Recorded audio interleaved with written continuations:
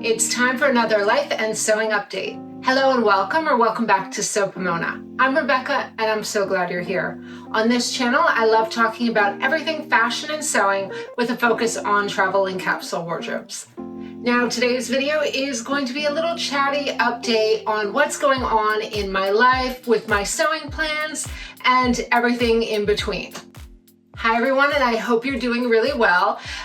Thank you to all my new and returning subscribers, and thanks so much for all the great comments I've been getting lately. I love hearing from you every week. So it's been a really busy and creative season for me, and I thought it would be fun to take a step back from all my wardrobe planning videos and show you what is going on in my life right now. So this past weekend, the American Sewing Guild, our Fort Lauderdale chapter, had our annual meeting. It was held at the Westchester Country Club. I'm part of the CAB. I have been the acting secretary for the last year.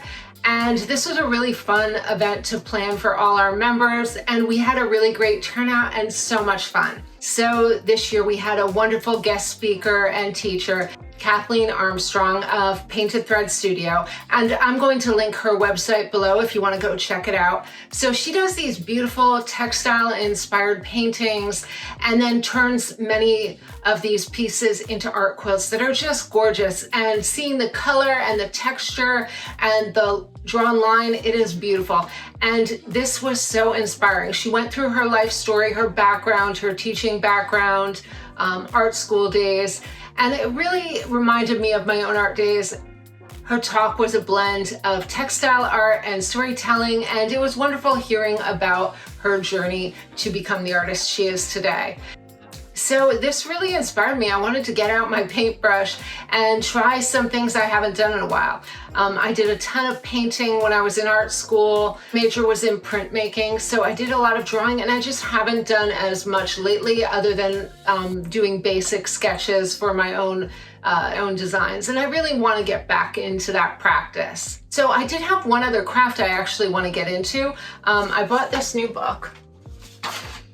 So I purchased this book, Guide to Mosaic Techniques, and I really want to start doing mosaics. I just think it would be fun and a different way to use color and design. This is hopefully my new craft project for the new year, so that I can slow down my sewing practice a little bit before my closet becomes overflowing. So I'm hoping to pick up a few new crafts this season. And then on to crafts, I have just signed up at Broward College, and if you've watched a few of my last videos, I've been talking about how I found out I am actually 6 credits short of my art school degree. And so I've been in contact with my dean at my university, and he has approved the classes I'm going to take. And so I have registered at Broward College, and I've already signed up for my first course. And I received my book in the mail the other day. I am going to be taking a digital illustration class. And so I got my Illustrator textbook for the class. So I'm really excited for this. I use Illustrator a lot anyway, but I'm more self-taught, so I think it's going to be really helpful to take a formal class in this. And yeah, so I'm really looking forward to that class. Then I am just waiting on approval. I had a science class I have to make up as well, and I really wanted to take Intro to Botany, and I have to take a lab with that as well. So I'm just waiting because there's some kind of reading requirement it says I need, which seems silly. I'm 48 years old. I think I can take a college class, but we will see. So that's the last thing I'm waiting on. Now, speaking of color, I wanted to talk about the outfit I'm wearing. I'm going to turn my camera and show you the complete look. And so today I thought I would try on the outfit that I wore for our meeting. I love wearing new makes to our meetings every year. Something fun, and especially something that I know these ladies who sew will appreciate. This might be a little bold for my everyday, but I just love this outfit. So I made this up the day before the meeting. That's a little crazy, but it was really fun to sew up, and I did design it. So let me take off the top so that you can see the dress underneath.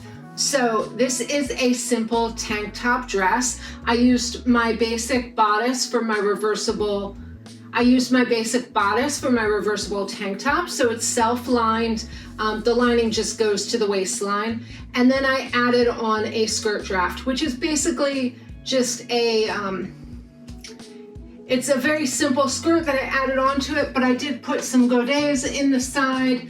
My fabric, I was trying to be careful with the use of my fabric, and my skirt design was quite wide, so I did godets instead, because I did want a longer, fuller skirt.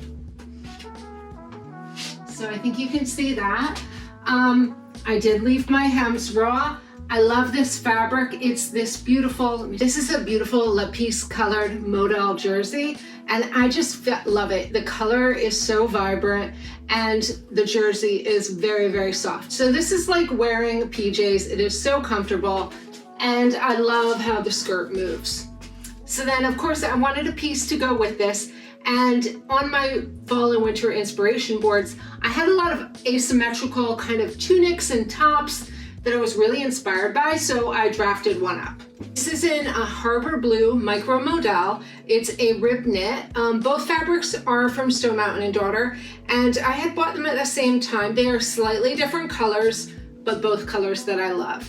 And I love how the texture and the color works together. So we've got this rib knit with the solid jersey, which I really think looks nice together. So you can see it's got this kind of cut out front, and then the back goes down for a low hem. I did leave my edges raw. I think you can see that. And then I did a slight bell sleeve using my sloper. So these pieces, I just drafted them up pretty quickly using my slopers. And this is the kind of sewing that I find the most fun to do, where I'm just designing something, cutting it out, making it all in a day or two, and just having fun and playing. So while sewing from a pattern, I can get a really nice cohesive look. Sometimes it's just fun to play around and experiment with shapes and just design something fun. So this is what I did, and I love this kind of bell sleeve, and I really like this high-low look. And I think it's really elegant over the dress. I do want to do this in another knit, maybe in another color to experiment with, but I do love this set. So here's how I wore it. I wore it with this little handbag that is a crochet bag I got in Athens from Olulu. And then I am wearing my Vivea denim blue V square-toed flats. These are so comfortable, and especially because I did break my foot, I like to wear very comfortable shoes. And I love how pretty these are, but it's still a nice cohesive look, and I feel like it looks really elegant together. So this is what I wore, and I just love this whole entire look. Now, what inspired doing this whole head to toe color look is that I was listening to the Dear Alice podcast, which is one of my favorite interior design podcasts. I listen to it all the time. They were talking about color drenching. Now, I'm gonna link the episode below if you wanna listen to it. It mainly focuses on interior design, but you can apply this to anything you're making: painting, clothing, crafts, whatever you're doing, quilting. This could all work. So I love this kind of color drenched look, especially in this really bold, vibrant color. So that is my look for today. So I do have another project in the work. Hopefully I'm going to start this in the next month. I want to get back into my natural dyeing practice. If you want to go to my blog, So Pomona, the links will be below in the description. I've done a lot of natural dyeing. I've done avocado, onion skins, some shibori, indigo dyeing, and I've experimented with a lot of natural dyes, trying to use less chemicals in my dye practice. And I'm really excited because I just bought some gorgeous colors from Botanical Colors. So I'm going to be starting with Chacon, which is Murasaki root, and this gives a soft, rich purple from the Cromwell plant, and I'll put up a picture of what the sample should look like. So I'm really excited for that Japanese dye. And the other one I got is Bawanaho, which is loquat leaf. It's an herbal medicine and a dye, and it makes a warm peach to a russet shade. It makes a warm peach to a russet shade, and I'll put up that sample image. And then I do have organic indigo. I'm hoping to make up an indigo vat later in the winter. I need to get a new vessel for my dye process. The one I've been using buckets and they're just a little too small. I want to do a slightly larger vat so I can dip my color a little better. And so indigo is very messy. So that will be later in the winter. And then I do still have some Saxon blue liquid that I bought a while ago.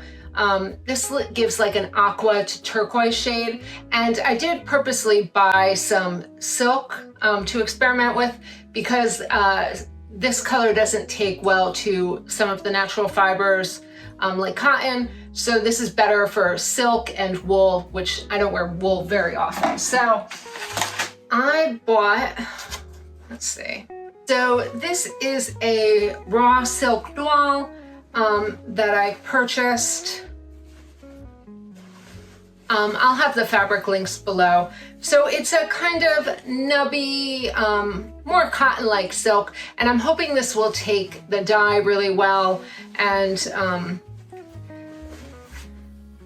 I'm hoping this fabric will take the dye a little better so that I can try out some of these beautiful colors. Also got a jersey that is prepared for dye. It has not, so I can put that in my dye bucket as well. I had a few pieces I wanted to over dye last season. I had made this pair of white culottes that have this kind of pleated feature on them, but in the white color, they kind of look like pantaloons, which it just not the look I was going for. So I'm hoping if I change up the color on these, that will really help. I did have some textiles I wanted to over dye. So I have this round tablecloth with some embroidery on it. So this has some stains on it. So I was hoping if I put it in the dye bath, it will look a little more even in color. And then I did make a pair of refashioned pants that I'll be sharing later in the season. And I kind of did, I haven't pressed this one, sorry. So I used the edge that had this kind of serged edge. I left that on the side seam of the pants and just kind of wrapped this fabric around to make this pair of drawstring pants with this old tablecloth. But this one also was stained. This was kind of my trial of the pattern I wanted to use. So I just used this tablecloth I had to make this pair of pants, but I do want to dye it and hopefully they'll look a little more, I think they'll look a little nicer once they're dyed, so that you don't see any of the stains. I'm not sure if they'll show up on camera, but this fabric, yeah, I don't think they're showing up.